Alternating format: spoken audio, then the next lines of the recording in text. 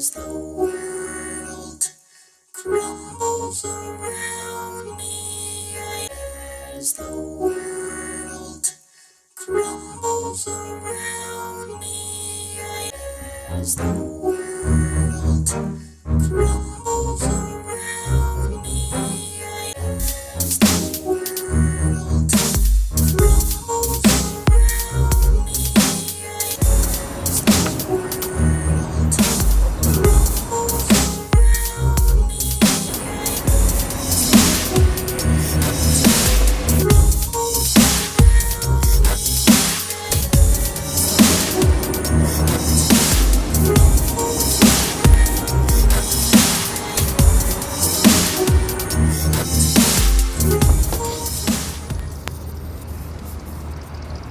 All right.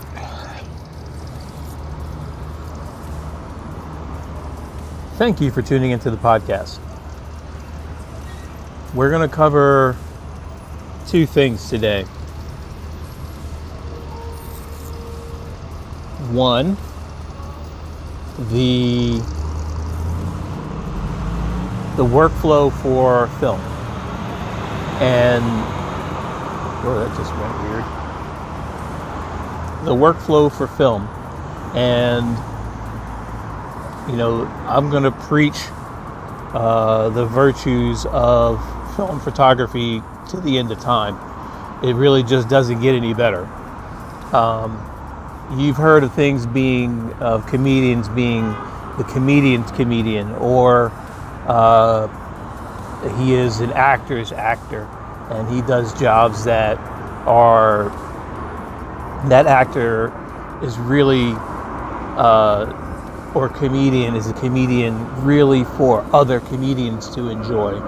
Not necessarily for the general public, but something to sharpen your own skills to. And that's really where film photography comes in. It's a photographer's photography set. It's what makes you a great photographer.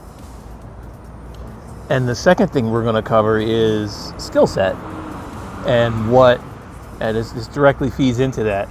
Skill set. What makes you an awesome photographer? Gear. And that being the second subject, how important it is to your skill set. How important it is to you being a great photographer. But first, let's get started on the photography process. Now, I said it before and I'll say it again. Do not, under any circumstances, except if you're leaving town to do a professional film shoot, or you're just leaving to do a film shoot for fun. If you're going to India, or you're going to New York or Los Angeles with the sole purpose of taking pictures for yourself or for artistic purposes, yes, go to Amazon, buy 50 rolls of film, and call it a day. Is that locked? There it is. Because there's a lot of shops that still cater to the photographer, who cater to what we do, and we need them. Tempe Camera and Repair, they have their own film processing building next door, and you have to support places like that because they keep us in business. And yeah, I know I gotta learn to develop my own black and white film, but I'm not gonna, because Tempe does it for $8. Why would I even bother? It just doesn't make any sense. So find your own Tempe Camera Repair and wherever you live, and drop off a roll of film and pick up a roll of film.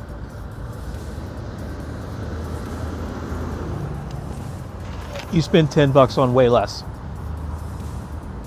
Spend $10 on keeping these guys in business. I refuse to let them go out of business. Absolutely refuse.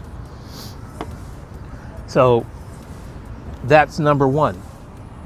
Get to Tempe Camera. Get to your local film place that still has film left. Not so much Walmart.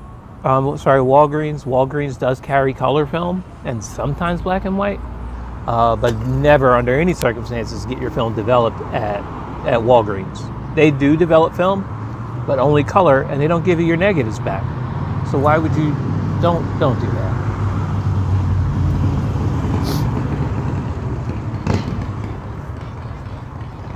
Get your roll of film. That's number one. Find a piece of camera. That's number two. This I got for Konica. I got for, $20 at a Goodwill. 20 bucks effort, and it came with, and it really requires some luck and a lot of work, a lot of footwork, and we'll get into that too, and we'll try and put this in your workflow too. It came with three beautiful lenses, and this is part of your schooling, for real. This is how you learn your craft. Back to this camera, came with a, focus on that, 50 millimeter, a 40 millimeter, and a 28 millimeter, and a telephoto with a macro. All great lenses. It has the cliche 50 millimeter. I don't use it. I like a wider shot. I use my feet to zoom, not my lenses. So there's a lot of getting bolder as an artist, and walking up on what you're taking a picture of and taking a picture of it. So get out there, get your lens, get your camera, and understand that these cameras will eventually come and go. It's an unfortunate truth. Someone's going to take your camera, you're going to lose your camera, you're going to drop your camera. Something's going to happen where that camera is no longer in your life. It's going to break your heart. But that's a reality. But understand, the next camera is $30 away. So don't sweat that. Just go out and get your camera, and it's step number 2, I believe. And once you get your camera, then you snap your shots. You line them up. Oh yeah, this is going to be a double exposure. Anything out there? We'll do this. Try to make a thumbnail.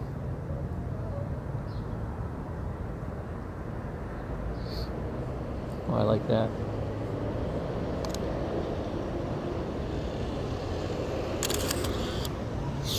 See if that doesn't come up as a double exposure. Actually, I'm going to take another one. Oh, light, can you get that?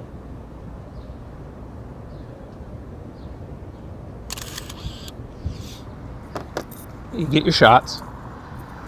You get down to Tempe Camera or your local film place and get your stuff developed.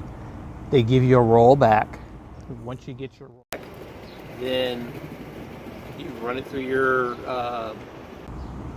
film negative transfer machine, whichever one. Pick one. They're all about the same. You'll probably go through 2 or 3 of them at any point. Transfer to a memory card in the back of the machine. Transfer to your phone. Google has an unlimited backup of low resolution pictures, which are fine for the everyday stuff. And remember, you got the negatives, so backup. It's almost a double redundancy. You got to back up as a negative, and you got to back up on your Google account. Yeah, it's a low res, but if you really need a good backup for a good picture, you go to the steps for that. You get a picture of Putin handing Trump a load of money, then yeah, you're gonna want to get a good picture of that. And that's what you do.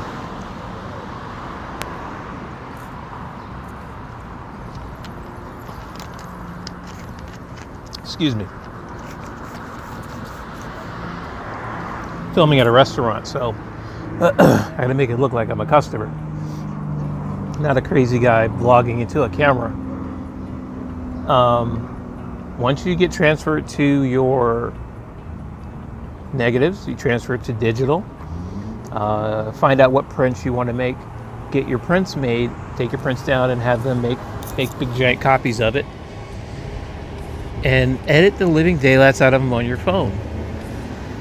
A lot of these pictures are not going to be pictures that you're going to keep, pictures that you're going to distribute or anything like that. These are pictures that you're going to keep for your own personal record. Street photos, things like that, pictures of your kids and family. And once you do that, that's your workflow. Snap, convert, transfer, edit. It's super simple. And you have an awesome backup system. You got a box full of negatives. How much more backup do you need, really? And if there's ever a copyright claim, which you can search your pictures in Google Images, if there's ever a copyright claim, they can say whatever they want. Excuse me. You've got the negatives. So you can tell them to go screw. They tell them, I took that picture, back in 1980. No, you didn't. I took that picture 3 weeks ago with a film camera. Go screw. Give me my money. How many times did you use my picture? How much product did you sell with my picture? Go screw. Phoenix Airport is very close. I grew up in New Jersey and New York, and seeing airplanes that low really kind of throws me off a bit. Problem number 2. Subject number 2 in today's... I keep kicking this umbrella. In today's vlog is gear, equipment, what you use to get your pictures. And here's how this is really framed up. I had a guy come to me and he says, I was standing on probably, I think it was 3rd and Adams downtown, and I have a clip, and here's what I use to carry my camera. It's just a clip, and I destroyed a belt to get the clip off of it, and then I just slide my regular belt through it, and then that's how I carry my cameras. And it clips onto the back of this thing, and then boom, camera's gone, out of sight, out of mind. You don't know I have a camera until I take it out.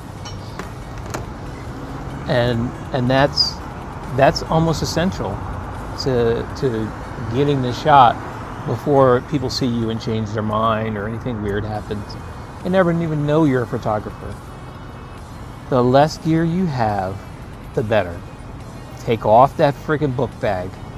Leave the tripod at home. Leave all the lenses at home.